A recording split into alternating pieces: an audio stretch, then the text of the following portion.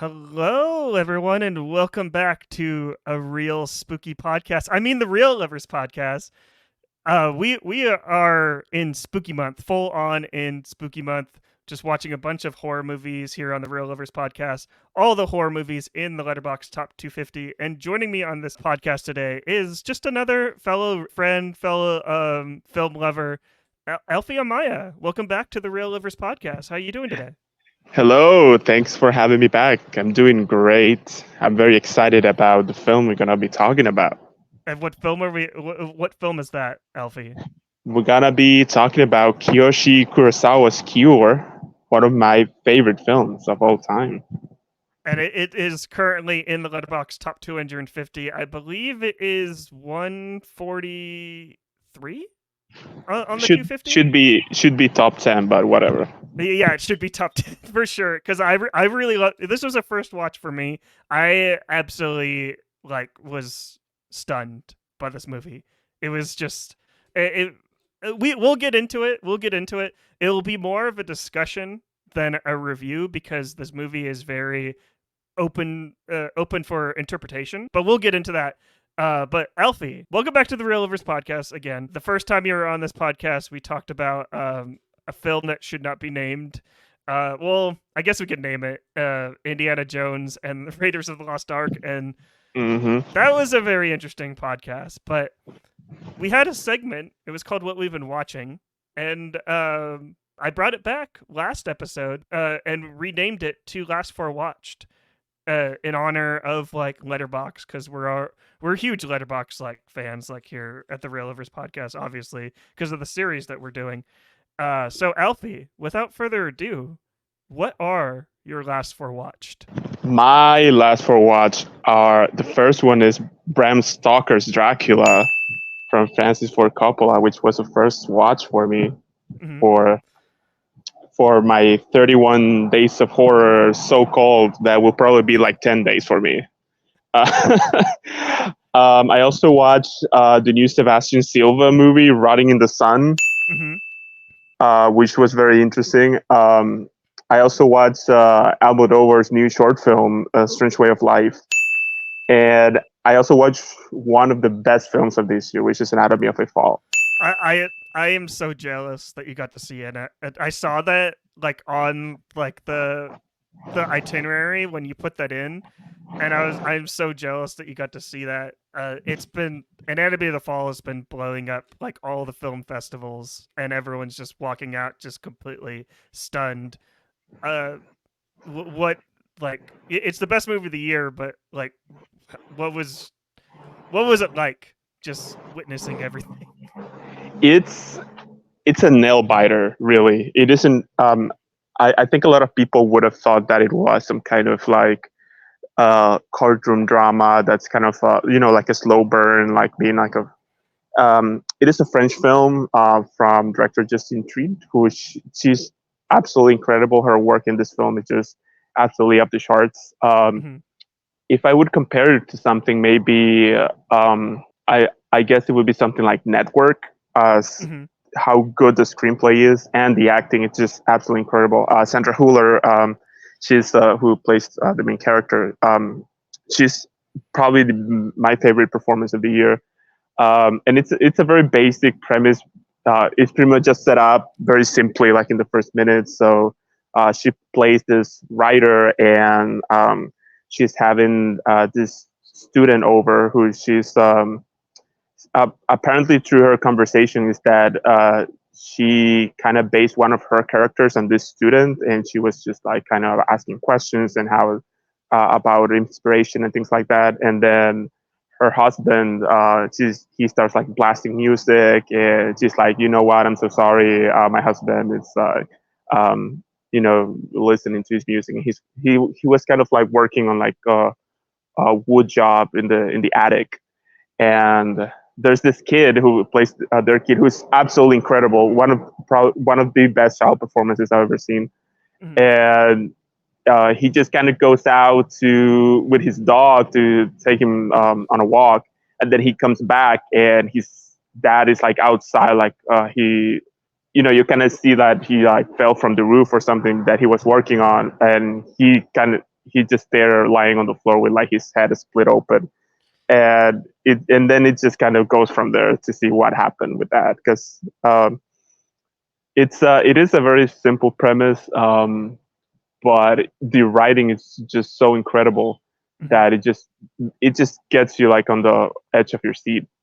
It really is a movie that really gets your attention. It's definitely not a, I guess it would be a slow burn for some people, but it's definitely the kind of movie that it's kind of like Oppenheimer, I guess, in a way, where it really is a topic where you kind of feel that it could be like this slow burn kind of courtroom drama, but it just keeps you engaged all the time. Kind of like the film that we're going to be talking about, like later in the podcast, Cure. I thought that it was very much a slow burn, but it kept me like so interested. I am so excited to see Anatomy of the Fall. I see it at the end of the month because the theater, uh, my closest theater, just decided to just not pick it up until until November. So I'm very excited to see that. But I want to hear more thoughts on Dracula. You said it was your Dracula, first yeah, watch. it Uh, was. yeah. It's I didn't know what to expect because Hmm. it is a pretty well-known film, but Hmm. I've never really heard anything from it from like I've never really known someone who had seen it or like wanted to like get out of the way to talk about it. So Right. I was Hmm. like, let's just um, watch this and see. I mean, I really love that movie. I don't I don't think it would be fair to say it's my first favorite Coppola, but but I do applaud him to he's really doing something really different in that film. Um, some questionable performances from Ken Reeves, and I would say I didn't really like Winona Ryder's performance either. Hmm. Um, but like it's fine. I feel like everything around them was so good. The the whole mood and the whole atmosphere that Coppola created for that film. There's this sequence where this girl, I think her name was Lucy, Winona Ryder's friend, um, where she's kind of like turning into a vampire, where she's like kind of like sleepwalking through like a maze, and there's this huge thunderstorm. That was just absolutely stunning. What a sequence! And but I knew from like the very first like 10 minutes that it was just gonna be something that I was really gonna dig. Yeah. I haven't seen it in ages, to be honest. I think the last time I've seen it was on just Turner Classic Movies, just like on TV, and I was probably like 12 or 13 when I saw it. So I definitely need to revisit it. But that was your first Yeah, spooky month movie, right? It was supposed to be the first 31 Days of Horror. the first the first and only as of now, but I'll try to catch up. Yeah, and I wasn't expecting for it to be so sexy. It's a very erotic movie, Right. and but yeah, it's great. But I guess I'll see what Robert Eggers is doing with Nosferatu next year. oh, that's if it's Robert Eggers, you know it's going to be very sexy and very erotic and just And probably strangely funny. yeah, and very homoerotic as well, based on Yeah, Lighthouse. hopefully. So Yeah, hopefully. yeah, but yeah, those are all really great. You want to talk a little bit more about Rotting in the Sun because I'm not familiar with that film at all. So Yeah, yeah. It's actually it's a really interesting film hmm. because it's actually I don't want to like compare it to like Anatomy of a Fall because it's a very different movie, but they kind of do have the same setup. Hmm. So it's this guy, so Sebastian Silva, who's the director of the film. He's a Chilean filmmaker. I'm actually not a huge fan of his work. Hmm. I've seen a couple of his films. I saw a movie called Nasty Baby with Kristen Wiig, which I just thought it was absolutely awful. Um, so he's playing himself in the movie, this kind of like fictionalized version of himself. And there's this guy, Jordan Firstman, the Instagram comedian, and he stars with him in the movie as a version, like a fictional fictionalized version of himself. And this version of Sebastian Silva is like kind of like contemplating suicide, and he's like a painter, and he's in Mexico City, and he doesn't know what to do with his life, and he's really really depressed. And he meets Jordan Firstman at this like nudist beach. And by the way, there's a lot of dicks in this movie. I think there's Oh, like 60 of them. There's a lot of them. They let kind of me just meet. add this to my watch list like right now. Let me Yeah, just. but it's kind of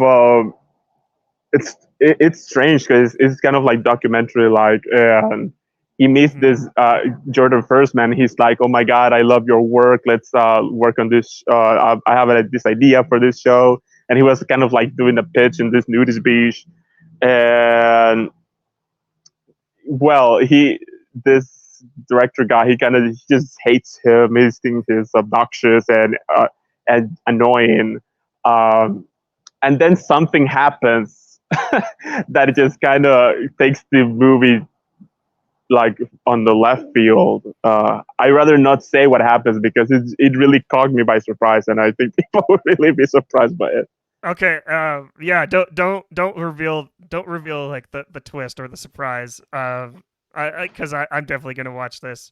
Because it sounds kind of like just absolutely crazy, and it's I get, and for the audience that's for the first time that's hearing like Alfie speak here on this podcast. Alfie loves slow burn movies, and we love him for that. So like you jumped. I think you did a backflip when you saw that I was covering Cure for Spooky Month.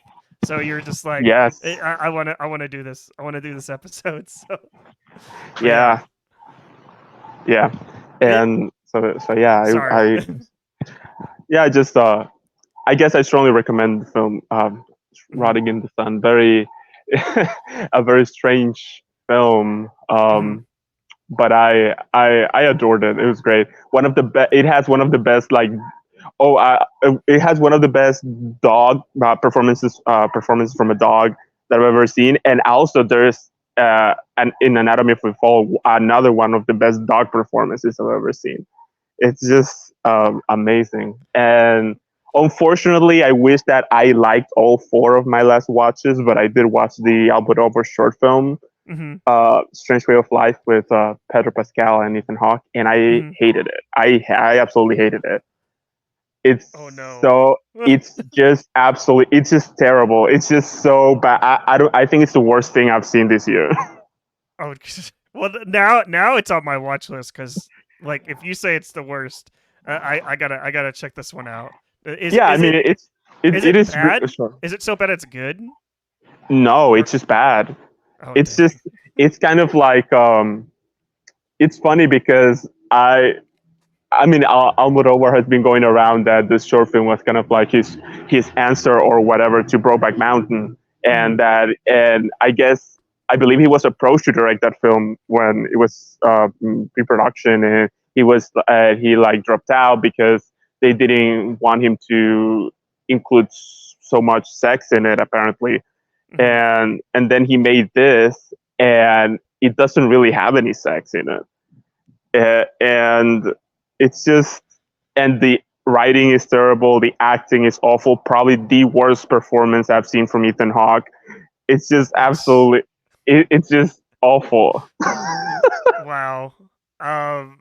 Yeah. So you recommend all three of your all three of your last four watched except for one.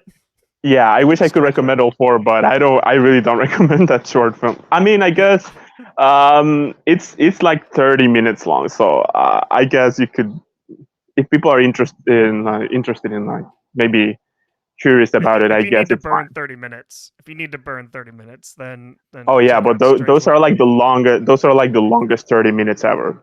Oh, that's not a good sign. That's not a good sign. But yeah, that's a really great last four watched, Alfie. I'm definitely gonna add all those to my watch list, and super excited to check out Anatomy of the Fall. And hopefully, your next last four watch, you'll have a little bit more horror movies in there. I We hope can, so. Yeah, yeah. yeah, because I know you love horror, but my last four watch like this week, it's pretty much all horror. So I'm actually Nice. I'm I it took me a minute to get on my 31 days of horror, which probably isn't going to be 31 days. It's going to be more like 21 at this point because I started like pretty late into it. Uh, but my first one is House. I finally saw um, House for the first time, and boy, was this an experience. You know uh, what? I've actually haven't seen it yet. Man, I don't really want to give too much away, just because it like I went in cold to this movie, and like I didn't know anything about it going in, and I don't think I'm the same person coming out like when the credits rolled on this. It's uh, th- all the decisions that were made like in this movie were like they made a choice. They made a choice for sure. And whether I agree with those choices, not completely sure. But did I have a good time? I am not sure. But it's like It looks well crazy. made. It's well made. It's just it's totally out there. And like I respect like the filmmakers for going there. I'm just not sure if I'm going to rewatch this like every Halloween. But it's definitely crazy. It's definitely crazy. But I look forward to hearing your reaction when you finally see this movie. Yeah. This movie This is like insane. yeah, I've only seen like some stills and I'm like, what is going on here? And it's funny because I think I'm not sure if it's in my watch list, like my Halloween watch list this year, but Hmm. I know it has been on it for like the past 2 years and I just don't watch it for some reason. Right. Uh, so maybe I mean if it's not there, I'm not gonna watch it this year either, but if it is, I'll try. Yeah, I believe it's on. I believe you can watch it on Prime Video or it's on Shutter. I think it's on Shutter for sure. Uh, but yeah, it's definitely a wild Yeah. experience. So after that experience, I had to kind of calm down a little bit and watch a comedy. So I watched a classic. I watched Mel Brooks's Spaceballs, which Nice. it's you know I feel like this movie gets better and better like every single time I watch it. I think it's Mel Brooks's best movie. Would you agree, Alfie?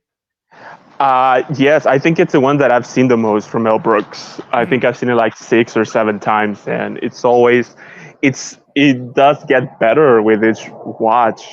Mm-hmm. I guess I just feel like it's more. Um, I think it's smarter than people give it credit for. Yeah, it's definitely smarter, and I think the reason why it probably does get better is that it like Star Wars is still relevant, and it like the stuff that they say still kind of like pertains pretty well to like to Star Wars, and everyone loves making fun of Star Wars and like its fans and just like how insanely stupid like not saying that Star Wars is bad. Well, Star Wars is kind of bad, but you know what I mean. Yeah. It's just like I don't know. It's I don't know. It's one of my favorite Mel Brooks like movies, and it's really funny because I watched this.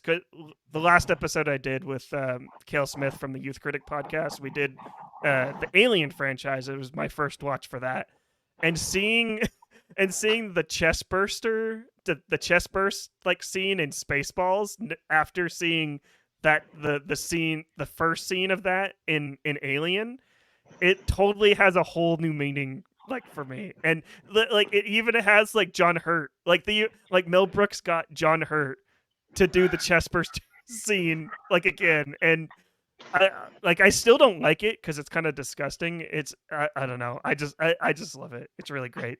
Yeah, um yeah.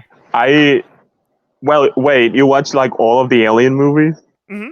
I watched the first Alien.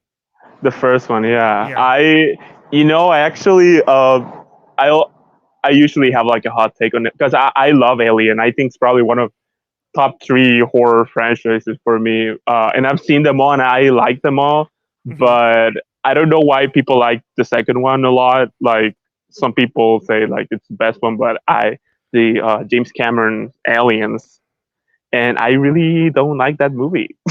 I haven't seen it. It's on my watch list. The like I mentioned to Kale, like my alien history is really more like the newer films like Prometheus, so the bad ones, Alien Covenant, AVP, like I've seen like those uh but I never saw like the first Alien, and people should go back and listen to that episode. Like I absolutely love like that film. That film's really great. But the going back to like what I was saying, like that whole scene with John Hurt in Spaceballs has a whole new meaning, and I think it makes the scene like way funnier, especially when John Hurt says "not again," and he just faints. It's so great. I love Spaceballs. It's great.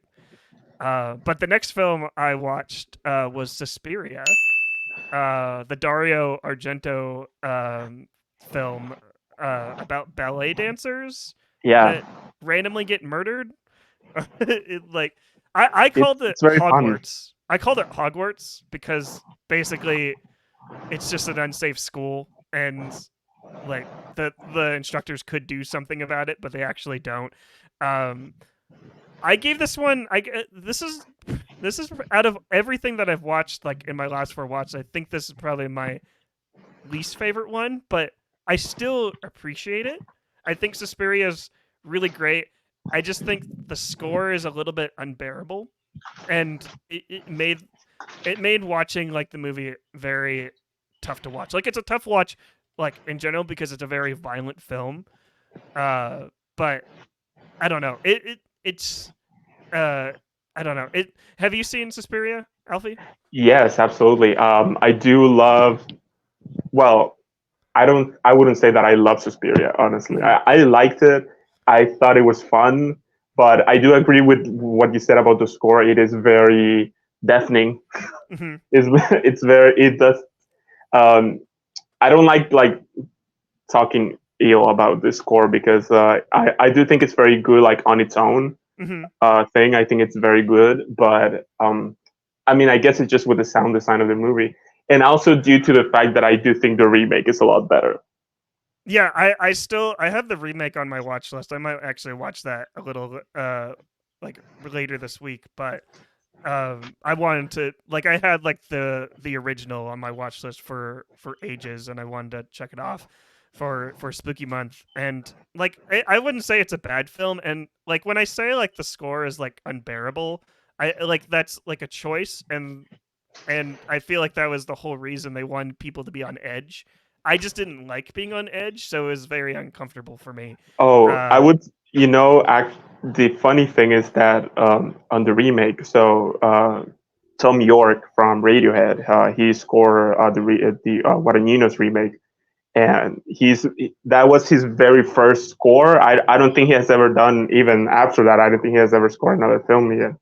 oh, And that's interesting. yeah, and he kind of Guadagnino. I don't know. I love Guadagnino. He's always so fearless. He's always like, I want this person in my movie and I want this person to work on my movie, so I'm just gonna reach out to them. I don't care, whatever. And Mm-hmm. he just reached out to Tom York and he was like, I don't know if I can do this because I've never done a score before. And Mm-hmm. he even actually told him to call Johnny Greenwood instead to do it because I mean he has the experience on scoring films. Mm-hmm. And Guadagnino was like, no, I don't want Johnny Greenwood. I want you to score the film. And he mentioned that he was so afraid because he really loved the score from the original and it's so iconic. Went with the flow of doing something really different from the film. So the score from the remake is totally different from the original, but it is definitely very overwhelming as well. His score is really overwhelming. Yeah, I don't know. Suspiria is just like I wouldn't say I hated the film. It's just very unsettling for me, and I feel like that was like the whole goal to like make like the everything that was going on like make the audience uncomfortable. It was just very very hard for me to watch. And then the last film I watched, Alfie, you were very surprised, like when I when I posted like my letterbox like review of Tremors. I did not like this film very much, to be honest. Like, Really? I feel bad because I love Kevin Bacon, and I feel like the practical effects are probably some of the best I've ever seen, especially from a film from the '90s. But I just thought the whole movie was very silly, and you would think someone like me would love like a movie like Tremors because I love like Fast and Furious and like just these really bad B movies. But for some reason, Tremors just never like I don't know, it just didn't hit with me for some reason, and except for like Kevin Bacon, like I needed more Kevin Bacon, and I got a lot of Kevin Bacon like in Tremors. It's just I don't know. It just wasn't enough for me. It was just Yeah, no, I totally get it. It's just I guess I'm a little bit biased because I used to watch like Tremors growing up, mhm, but I do think that regarding its premise and some of the writing and performances, I think that it just wasn't like campy enough as it should have been, and I mhm, think it there are certain parts of it that it just I feel like it just takes itself way too seriously for what it is. So right. I think that's a little bit detrimental on it. Yeah, I totally agree, and also I just one thing that I wanted, like you know, like I like thinking about like the main characters and like if they could be queer, and like the two main characters in Tremors, it feels like they were like a gay couple, and like I feel like if they were, the movie would have been 10 times better, and like Probably. yeah, just because I don't know, so many like awkward kind of like longing looks Kevin Bacon gives to shoot who is his co-star in Tremors? Shoot, I should have looked this up, but yeah. So I'm just like I don't know. The entire film, I was just kind of like in the back of my mind, like oh, like this movie would be better if like these two characters were like in a couple. So I don't know. Like I feel Yeah, like it might have been I feel better. yeah I feel like the like I said, like the practical effects are probably they're really great for for like a 1990 like film, and I was really impressed by that. It just I left it kind of like wanting more for some reason. I don't know why. Yeah, Uh, I would say that you don't really have to bother to kind of watch the other ones because they're all unwatchable. All of well, there's there's like like there's like four of them, right? yeah, like I think more than like 6 or 7, and they're all just God, terrible. All of them are just awful. The only one worth watching really is the first one. right.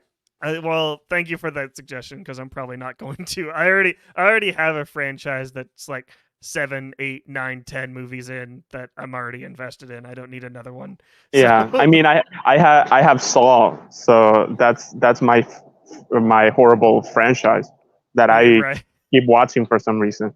But Saw's actually good. Like No, I love Saw. I love the first Saw. I really liked Saw X. I really love that movie, really. yeah, And now the other ones, yeah, they're just not, they're just terrible. But whatever. yeah. But yeah, that's pretty much my last four watched. House, Spaceballs, Suspiria, and Tremors. I feel like I said Suspiria was probably the worst one that I've watched, but I take that back. I think it's probably Tremors. Uh, but yeah. You know, Let us the know. funny Oh, thing is that I feel that when you watch the remake, the Suspiria remake, I think you might think that the original is like worse than you thought it was. okay. Well, I'm very excited to visit the remake on that one. So that's an Amazon movie, right? Amazon remade that. Y- Yeah, that was Amazon, but I do have to warn you that it is. I would say that it is a lot more unsettling than the original. Okay. It's a lot more violent. It's a lot more um, atmospheric. Okay. I think I told you that it kind of it doesn't have like the color scheme that the original has. None Hmm. of that. It kind of feels like you're like in Chernobyl or something. Okay. Well, I do like Chernobyl on HBO, but Yeah, yeah, it's kind of like that. And also, by the way, I think that Dakota Johnson's performance in that film is just absolutely mind blowing. It's just incredible. right. I'm very excited to watch it. I think I mentioned it's on my watch list, but yeah, that was our last for watched. Let us know in the comments down below what you've been watching over the past week, and because we'd love to hear what your last four watched are. So let's get into our discussion of Kiyoshi Kurosawa's Cure. 犯罪を説明する言葉を探してる。この人はどうです？知らない。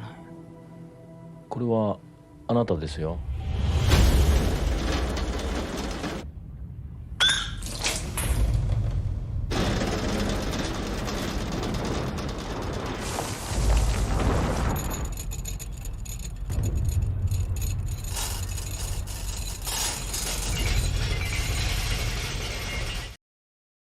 That was a clip from the trailer for Cure, the 1997 film directed by Kiyoshi Kurosawa. I believe I'm saying that right. I hope. I'm just going to read the synopsis here from IMDb.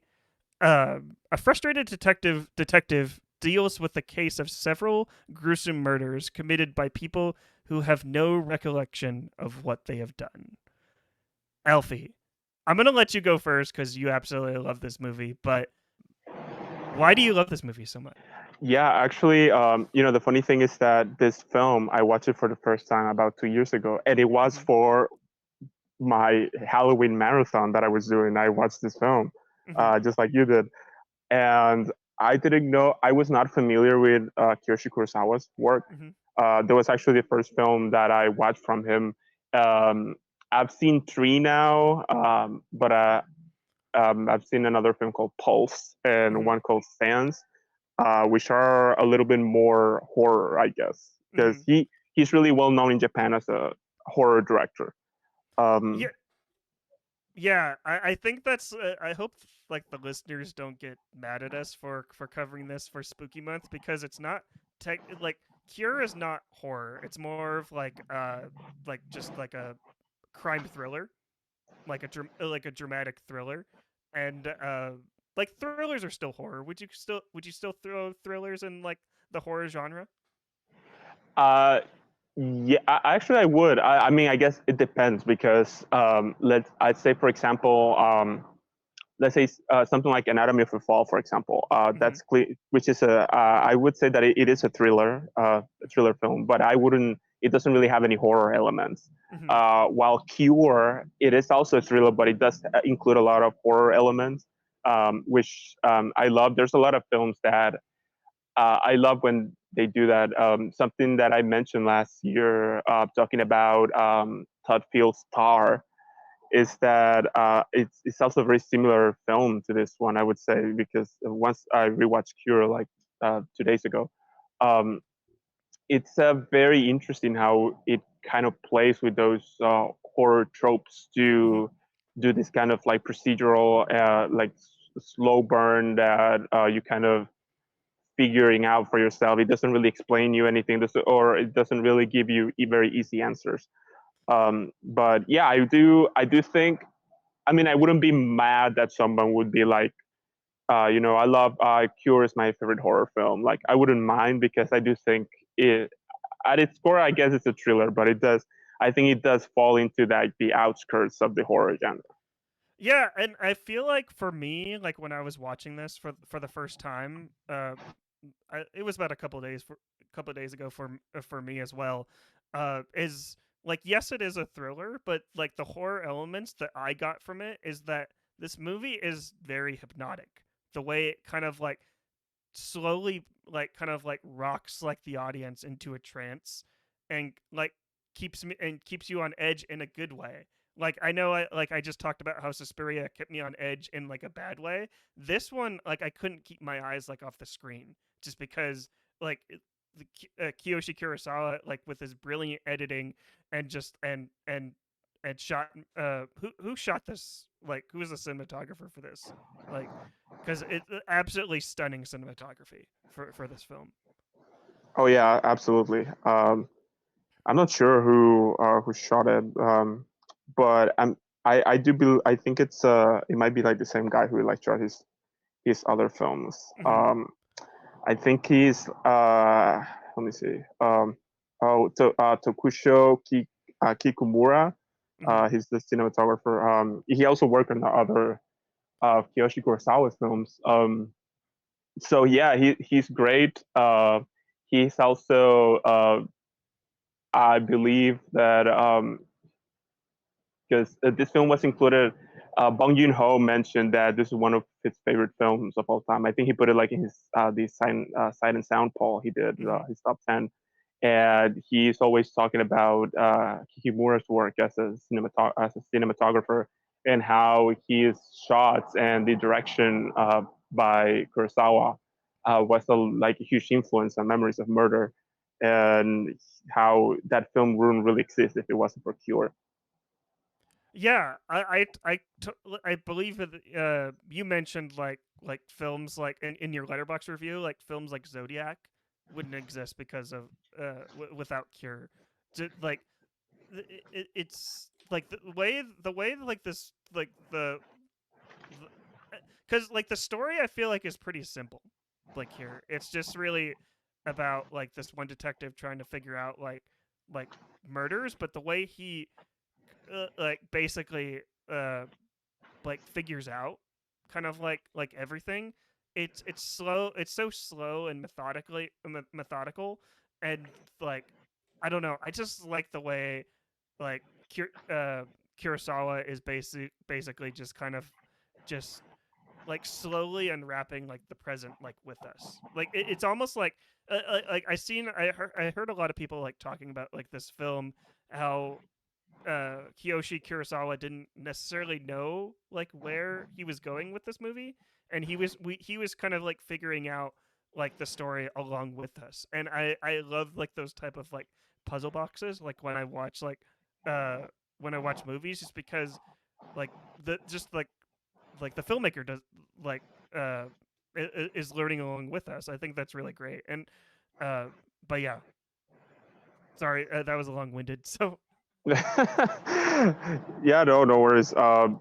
Yeah, it's definitely a film that it really takes a lot of it takes its time to like unwrap itself, and if I think even then there's a lot of um, it is the kind of film that you have to really be paying attention to what's going on, because there's of course this kind of like supernatural element going on that mhm, isn't really mentioned that much, or for example, or Takabe, for example, as he's investigating this murder, and when he's once he's getting like his hands on like knowledge of mesmerism, um, he still doesn't. There isn't really any mention of how this supernatural element going on, or how different it is from like a regular like a murder investigation.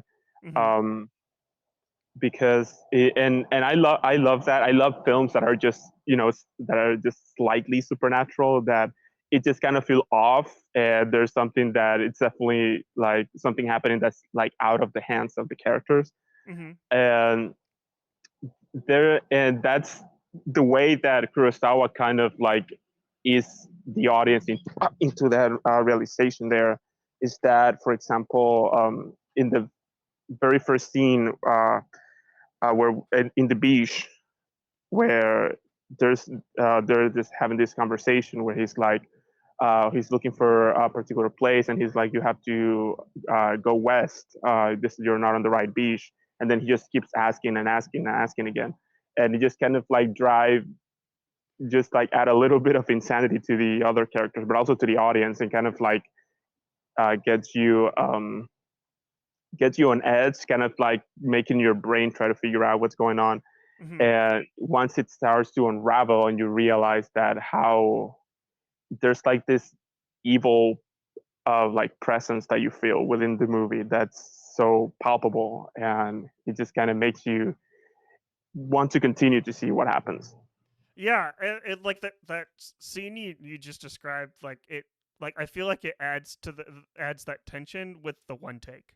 Like it's a brilliant one take of like the camera just panning across the beach as you're following like this character, and I'm just wondering, like the movie like literally just started at this point, and I'm just like, what's going on? And I'm just like asking questions and stuff like that, and like they're slowly kind of like revealing answers, and it's it's I love one takes, and like I feel uh like that one wasn't totally like complicated to pull off, but in a way it was because of what like Kurosawa was trying to accomplish with that scene.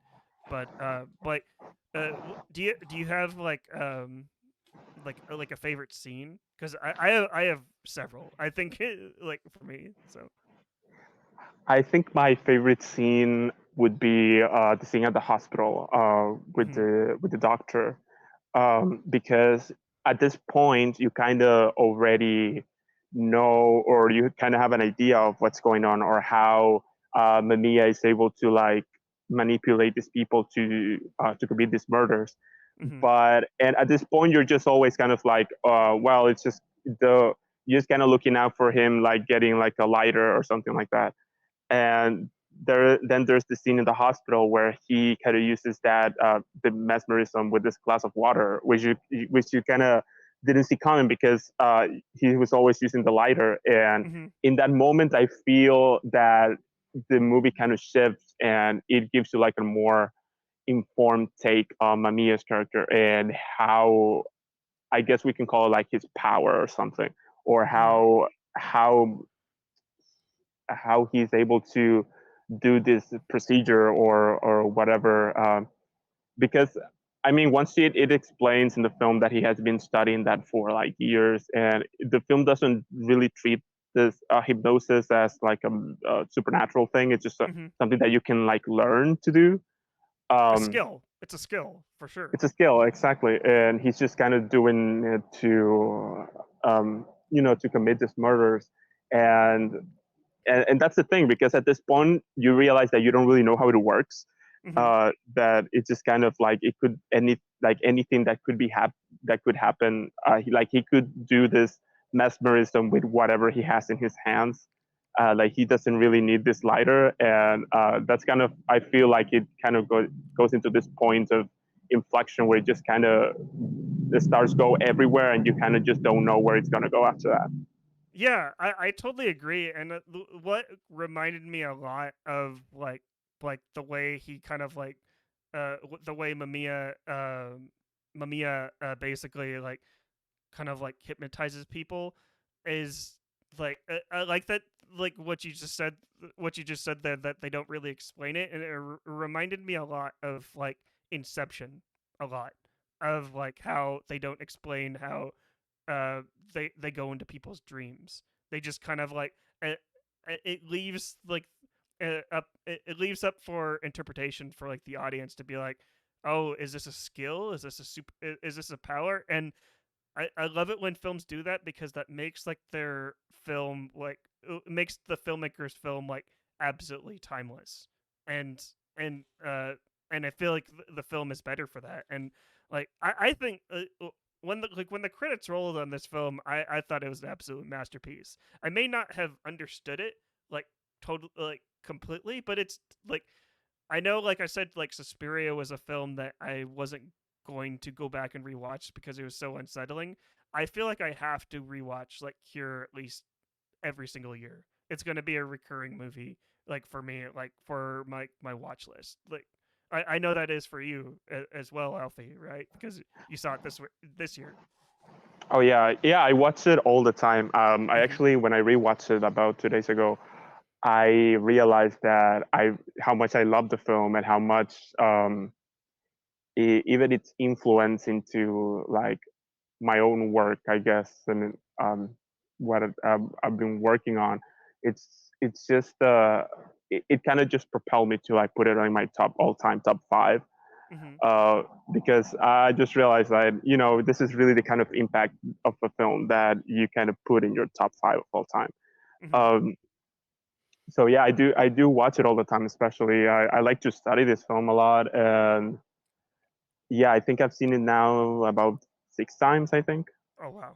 And it like I was doing a little bit of research before we started recording, like about this film. It was very difficult for people to actually see this, and like thanks to the Criterion, like Criterion did like a 4K remaster of this, which I watched it. I watched it on streaming, so I wasn't sure if it was like I actually got like the full effect. But the remaster of this film makes this film look completely modern. I didn't think that it released like in 1997. So like cute. I know everyone loves Criterion, but I feel like whenever like they remaster like a film like this, especially a film as good as this, we just need to like praise like Criterion like more and more, just because like this film needs to be seen by everyone, because like it's not necessarily scary. I think it also has like a very interesting like portrayal on like humanity as well, and like on how humanity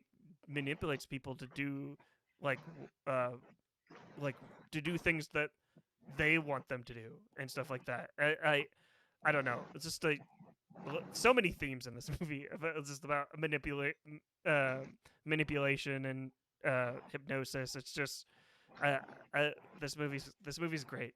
We're gonna be repeating ourselves a whole bunch, so Yeah. yeah.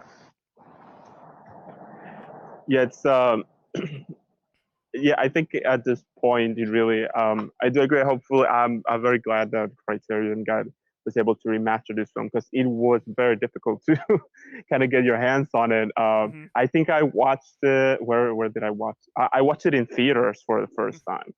Oh wow. Um, there was a friend of mine was like hosting, because he has this like a small theater in New Orleans, and he was hosting like this horror week, like horror month, where he was like playing like one of like a mainstream horror and then something like a little bit more obscure. Um, and I was lucky to watch Cure in theaters for the first time, and it was just life changing, which is crazy because I remember it. I mean, it wasn't full, but I think like half of the theater was full, and there were a lot of people who like walked out. Oh, I know. I could totally see that. Like, just because if you, especially since Kiyoshi is very is known to like make horror movies, and if that's what people are accustomed to, and they watch like this movie, especially after watching Pulse, which I hear like you said that Pulse is completely different, right? It's more horror. Yes, Pulse. It's a little bit less of a slow burn, Mm-hmm. and it is a straight up horror film, as well as Mm-hmm. Sans. I think Sans is like his most famous like horror film. That I mean, from the title, that's a lot more supernatural Mm-hmm. than Cure. Cure is like just like slightly supernatural, that you kind of have to find that supernatural element yourself. But I'll say that Sans is kind of like a straight up horror film, like something like The Ring or something like that. Right. I just absolutely love this film. I'm really glad that you like introduced me to it and like got me to watch this film finally. Like some of my favorite scenes, like in this movie, like for the audience, like we're not actually going to be reviewing this film just because I find it very like hard to review movies like this, especially like masterpieces like Cure that are open to interpretation. They don't necessarily have like an ending. Like this movie ends, but like this movie is so like open ended, and like you can like I just like discussing like films like this. But like some of my favorite like scenes like in Cure is just like the interaction between Takabe and uh Mamiya. Am I saying that right? I hope. Yeah, Okay. Uh like the first interaction that they have, like when he invites him back to like uh his like apartment, which first of all, like he doesn't know like what he's capable of, right? At first, like when he like is just helping him out. Yeah, and, And, and neither do we. It just we kind of have like an idea, or he kind of just feels suspicious. He's guilty of something, but you don't really know what happened. So it's still kind of like, I know you're guilty and you did something, but I don't know what it is.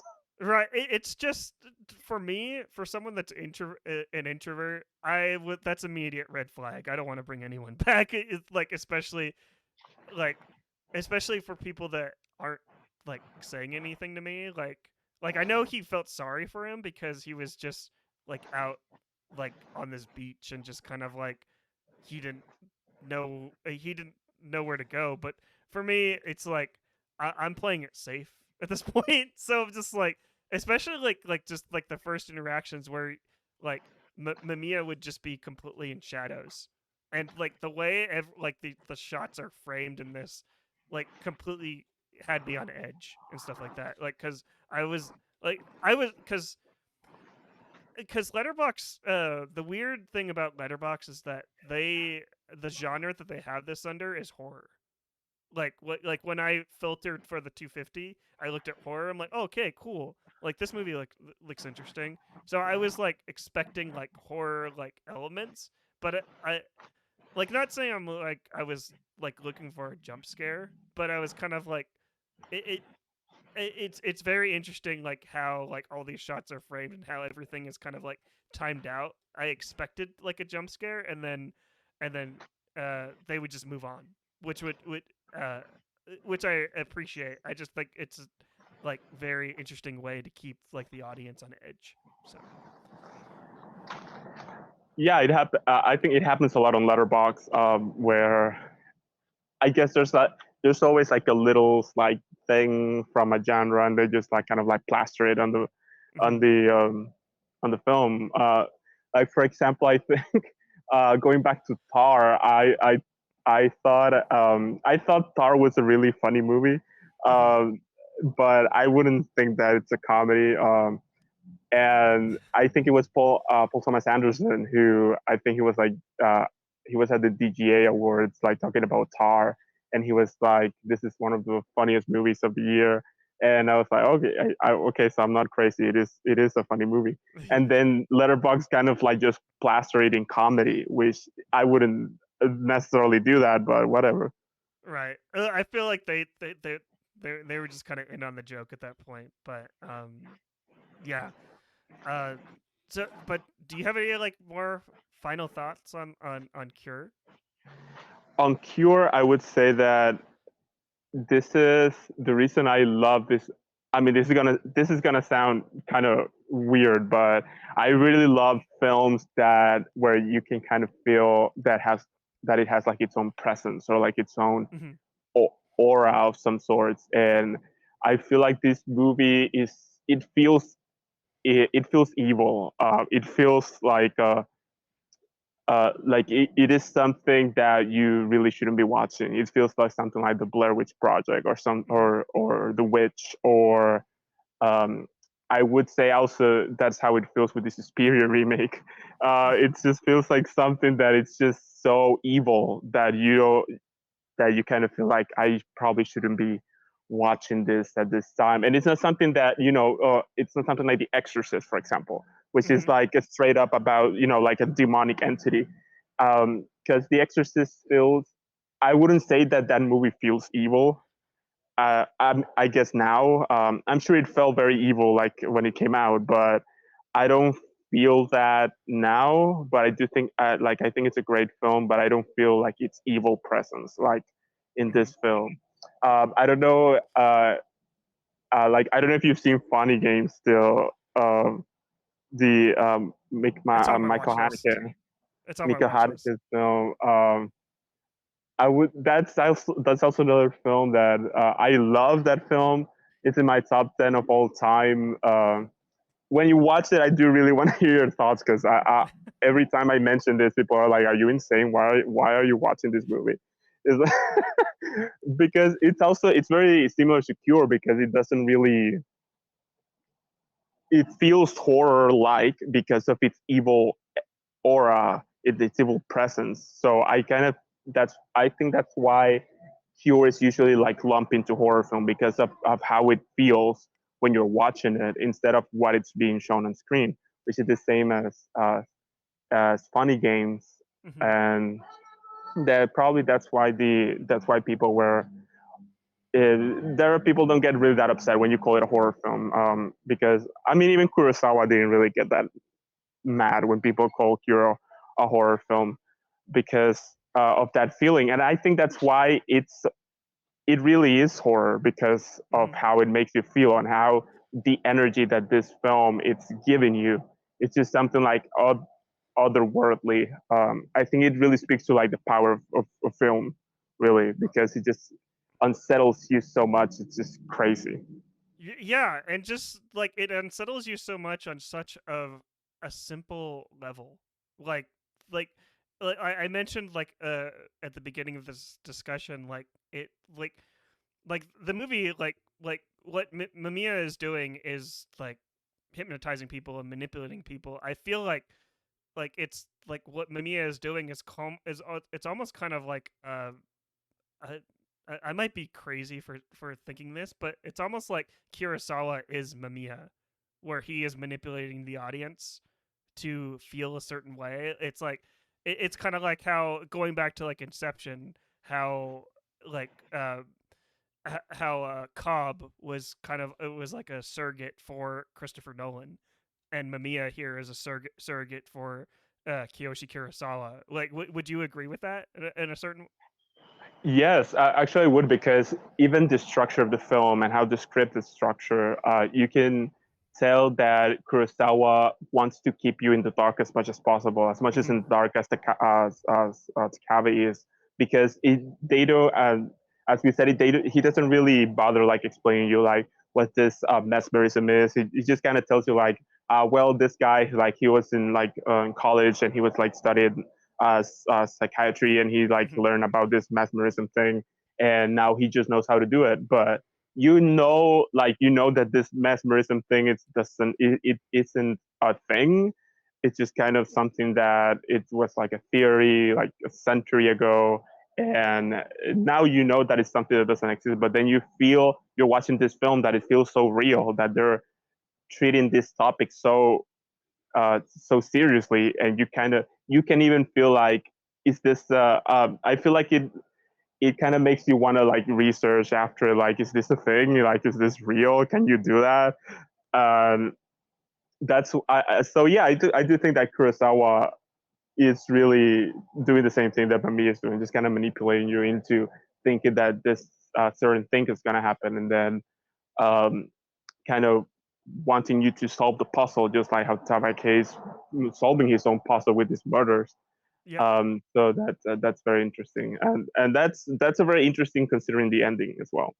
Yeah, because the ending, I don't want to. Let's not spoil the ending because I feel like I want people to like see this film. Like it's like I one of the things that I like about Spooky Month and just like watching like all these movies for 31 days of horror is that a lot of people get like they get unsettled by horror, and but like I know we mentioned like this movie is unsettling, but like it's still like I couldn't keep my eyes like away from this.